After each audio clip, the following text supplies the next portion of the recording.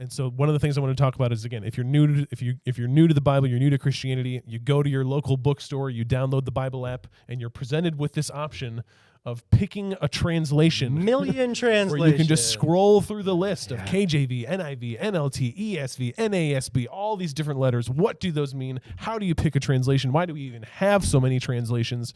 So that's what I want to put that question to ease for that If you person. are super interested in this, Bible Matters. We spend 6 weeks. One of those weeks we will spend talking about Bible translations. So I think it's worth just clarifying what is a Bible translation. So we have our Bible today. I typically read from the English Standard Version. I know Ricky usually preach from the New International Version, NIV, that's what it is. Yeah. What's the process of getting the NIV? How did they get that translation? Where'd that come from? In the 70s, there was a translation that, again, from the oldest manuscripts that were available at that point in time. Translation into language as it made sense in the 70s. Yep. One of my professors in college was a part of that translation team. Oh, really? Yeah, that's cool. Yeah, Dr. Foster, and so that probably colors my bent towards NIV. But every translation has a different kind of a focus. You can. I've said before, if I go to another country and am preaching, and they can translate word for word what I say. And one place where I was, that was happening. As I spoke, they were translating literally word for word. That works, but you lose some of the meaning because what I'm trying to communicate is maybe bigger than the individual words as they're put together.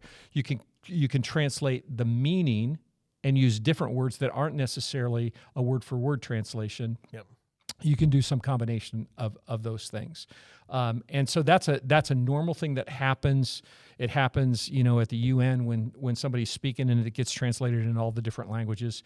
It's being there are translators who are trying to communicate what has been said to the hearer in a language that they can understand and get that full meaning of. Yep.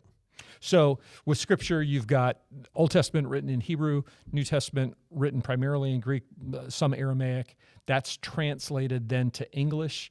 The reason why it's translated, why there are so many translations, is because language changes. And so the language of King James in 1600 is very different than our language in 2022. The language from 1970 is different than it is in 2022. And so there's always this desire to say, if this is God's word, if this is God revealing himself to us, we've got to make sure that we understand it as best we can. Some of the translations are just more readable. They're just more understandable. And so sometimes when I've studied, I've used the International Children's Version, which is written at a 6th grade level, it's just a simpler breakdown to say, and it's a translation. So it's not a paraphrase. A paraphrase typically is when the translation is done to English, those words that are there in English are then paraphrased to try and make more sense. Yep. So it's like one generation removed from the original. Yep. That's when we talk about the message. When we read the message is a paraphrase. The Living Bible is a paraphrase. A Bible that I grew up with again when I was a teen. Good News for Modern Man that was a paraphrase. There's not anything wrong with that. That can be really helpful in terms of understanding, but it's always best to be able to go back to the source as much as you can. So when I study, I will typically use whatever I can that is going to give the clearest meaning, but then I will oftentimes use a different version on Sunday morning that communicates most clearly. The study allows me to understand what was originally written, and then I want to communicate that so that people can understand it as good as possible. Yeah, that's great. Jake, why do you use the English Standard Version? Well, number one, I'm right, and I knew it. I'm not studying at a 6th grade level when I do my Bible research, so we're just going to let that skate by. With Rick. Like, we didn't say a word. Someone was going to say it. Okay. There are times. I was just like, man, I was kind of proud of us, but then I couldn't resist. I think the NIV is also written at a 6th grade level. Is it? I'm somewhere in that range, yeah. Well, maybe the International Children's is 4th grade. Yeah. I mean, like I'm 5. Yeah. Yeah, for me, and I think what is interesting, because I was actually going to say with you, a lot of times those we're looking through app notes, you've got tons of different versions that you've placed in there to try and get all of those to come through. And I think all of us would read different versions in our study to be able to find out, okay, how does this go there? We love to utilize tools like Blue Letter Bible and things like that to break it all down. Ultimately, it comes down because for my preference and what I think is communicated well for our language today, I like the ESV. I like the way it communicates when I teach, to be able to say, hey, these words come down. There's not a lot of lost in translation throughout the evolution of language in our American culture. I like it as a reliable source, all of those kinds of things. Now, that's not going to say, like, if Rick uses the NIV, that I'm going to go, oh, man, what in the world, right? Come on, get it together. I think there's just a lot of preference, and I think it speaks really well. I was NIV for the longest time, but it's just become what I understand best is through ESV, and so it's just easier for me to give out. Yep. Yeah, and I think it's. I wanted to bring up this at least the process of translation, because I think it helps remove some of the tribalism that comes with translations. So when a translation is formed, so you have the English Standard Version, when you have the NIV, NLT, whatever it might be, that is formed by a committee of people. So very rarely do you have one person translating the entire Bible. And the reason they do that is to help avoid theological bias. Yeah. So if you get a bunch of people that all agree on the same things and they come to a word that might be disputed by someone else, they're all going to agree and they're just going to input their theological bias into that. And that sometimes happens because it's translated by fallen people. Right. But the goal of having a committee of translators is that Jake could come across a Greek word and I might disagree with his translation of that. So then we can have a discussion as a group. What communicates best? What's going to be the best way to communicate if we're going through, or if we're going for the English Standard Version, which is trying to be as word for word as possible. We'll debate that. And if we're doing the New Living Translation, which is going to be more thought for thought, paraphrase-ish kind of translation, then we'll debate how do we translate that word into this type of writing. And so hopefully there's a little bit of comfort in that, because again, in my crisis of faith, it's like, oh man, is there just one person translating the Bible and they're just writing whatever they want and I just have to take their word for it, that they're translating the Greek and the Hebrew, even though I don't know them?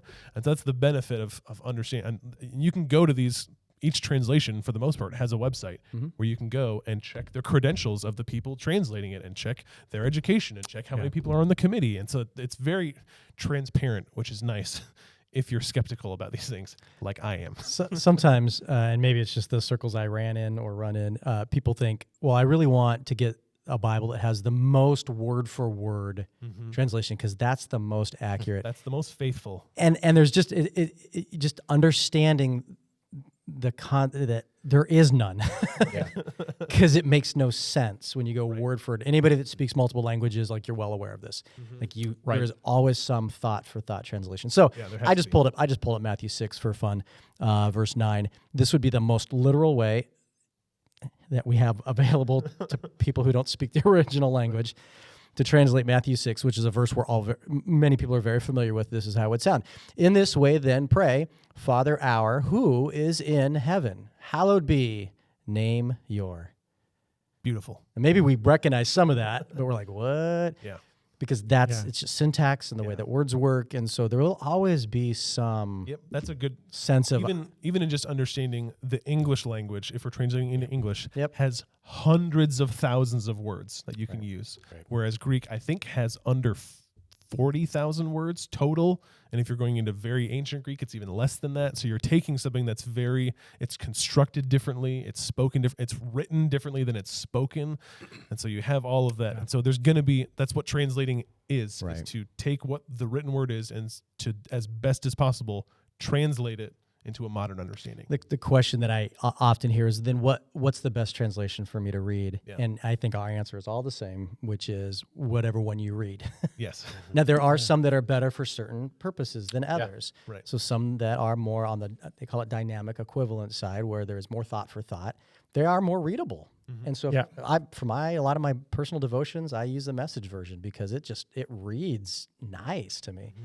But if I'm going to study, that's probably not where I'm going to start. And so there are just different translations that are, but whatever you use, that's the right translation. And translation's an important word there. I'd weigh in and say, if you're reading and it's new to you, the New Living Translation is a great place because it's thoughts and it's very readable. It's very accessible.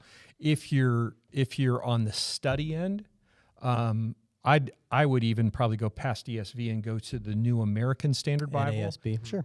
Because its translation is very literal. And then even beyond that, and I've talked about this on Sunday morning, I use the Amplified Bible because it will, in the translation, it will flesh out a word that has multiple meanings, multiple facets of a meaning. It will list that out to like more fully describe what trust is rather than just using the word trust. And so that's helpful for me. Amplified Bible, great way to get at that. I want to highlight a tool that Jake mentioned, Blue Letter Bible. Blue Letter Bible is free. They have an app. They have a website. Costs you nothing, and it gives you way more than you will probably ever use or want. I don't want to give away the ghost here, but I know that Jake and I use that a ton for study purposes, which and this is like, we got other options we could use, but it's just a really neat go-to tool. It has different translations in there you can pick from, but then it will give you the original meaning of the words, the other places that it's used, and then what I just read from that's from Blue Letter Bible. So it's a simple one-stop shopping. Just so we're clear, I use Blue Letter Bible too in my sermon prep, not just the International Children's Version. I thought you were like way more like pastoral level, stuff. It's part of the prep. Yeah, it's good stuff. I don't.